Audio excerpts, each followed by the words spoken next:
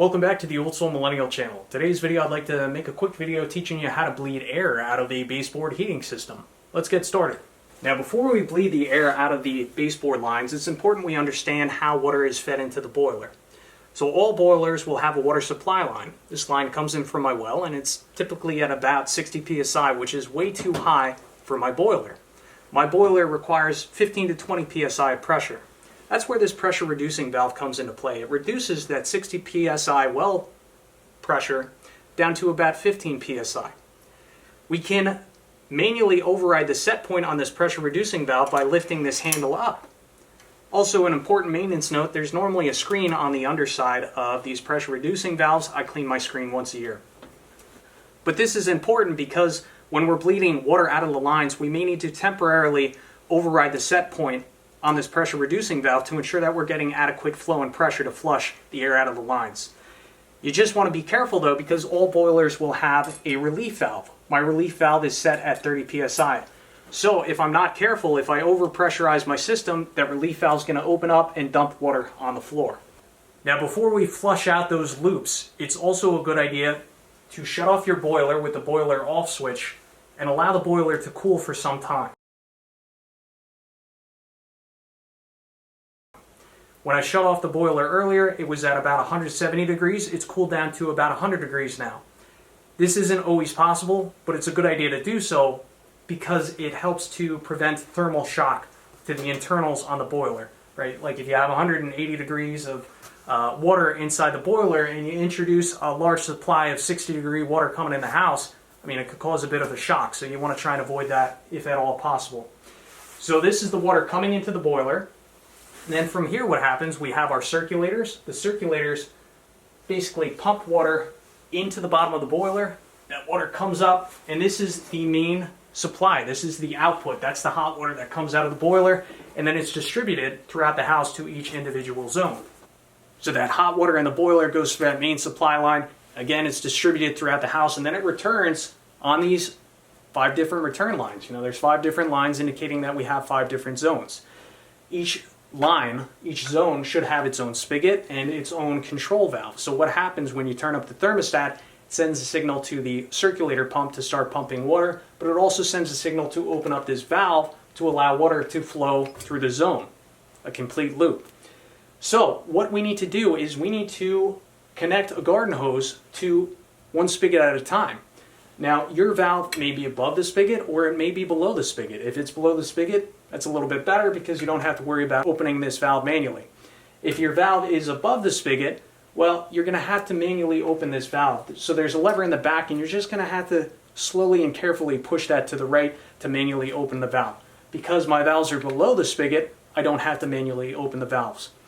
But if your valves are above the spigot, there should be a shutoff handle somewhere below the spigots. So we have our garden hose run outside, it's connected to the spigot. Now we have our zone control valve. In theory, this shouldn't allow any water to flow through this line because it's closed. But what I'm going to do is go a little bit further down the system and shut off some ball valves to ensure that no water can flow beneath these zone valves. Now on your system, hopefully you have ball valves right below the spigot or below the control valves. In my case, I don't have valves right here. Again, these are closed. In theory, they should be okay. But I'm actually going to go a little bit further down the line. So if we follow these lines, you know, they go to these 2 circulators. So I'm going to shut off the ball valves right above the circulator pumps. All right, I have a good connection onto the spigot. Now I'm going to open it up and I'm going to listen. And you can hear that air coming out of there.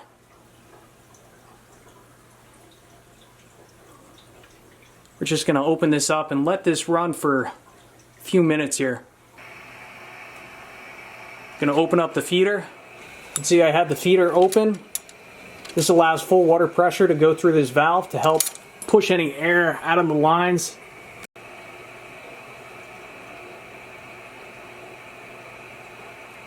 This has been running for a few minutes now. I don't feel any air coming out of the system.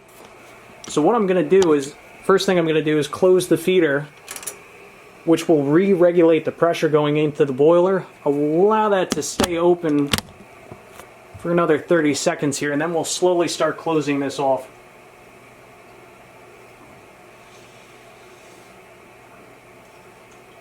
Alright, that's closed off all the way, and that zone is purged. So right now you can hear the air being flushed out of this loop. And you may notice that I have my hand on the hose, because as that air escapes out of the loop, I can actually feel that air going into the hose.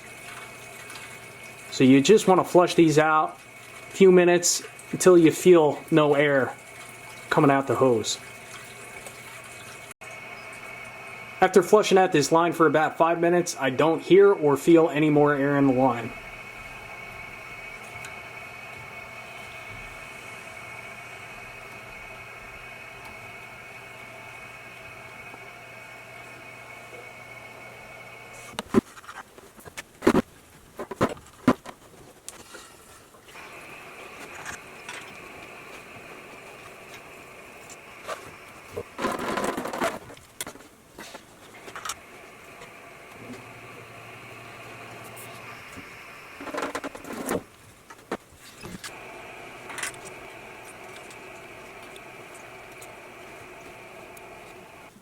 I just disconnected the hose from that valve, and I'm letting water drain out of the hose in this bucket so that way when I feed it back out through the window I don't make a mess. Now that I have all the zones flushed out, I'm going to reopen up these ball valves.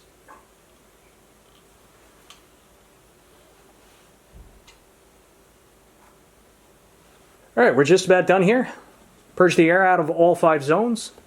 Our downstream ball valves are back open. Our feeder is closed. Let's check the pressure in the boiler. A little bit under 20, that's fine. And also take a look at the temperature of the boiler. You know, when we started, it was at about 100 degrees, and now we're a little bit below 60 degrees. So that's why it's a good idea to shut your boiler off, allow it to sit and cool for some time. You know, it would have been at 180. So we dropped it 80 degrees to reduce some of the thermal shock inside the boiler. So one thing to do now, turn the boiler back on and make sure everything sounds good.